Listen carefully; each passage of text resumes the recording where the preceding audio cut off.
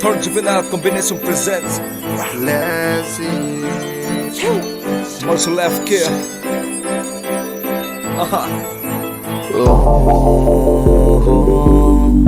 Yeah, yeah, yeah.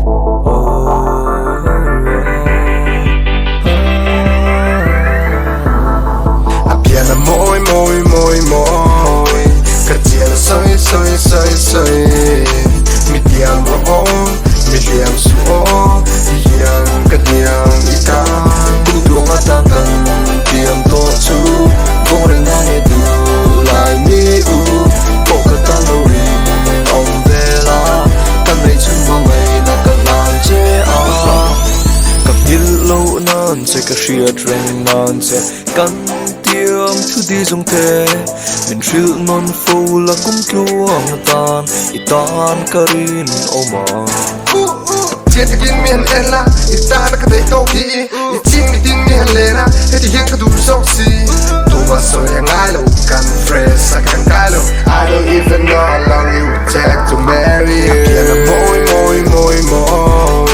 Katiana soy Medium medium suo Yang kadiang ika Duduk matakan Diam tochu Goreng ane du Lai mi u Kok ketaluri Om bela Kanai chumba ngay Nakalan je Ala soy ngai lo tai ngai lo cha lai lo tu na sai ngai lo Chu katana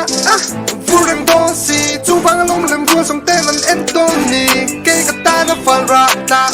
Kan lim pa ta Mình mang ngày tu om chung cái này chun mình có ngày tu cái chung nữa này chun mình xuôi hiền ngol cà phê mình share chua tiêu cả ba san to nu hey MIZO liang number 1 cái ta number 4 lúa lan tu mình cho tiền nặng vàng dâu ram hua với chim chầm phai rồi vul tu Apiana moi Katiana soy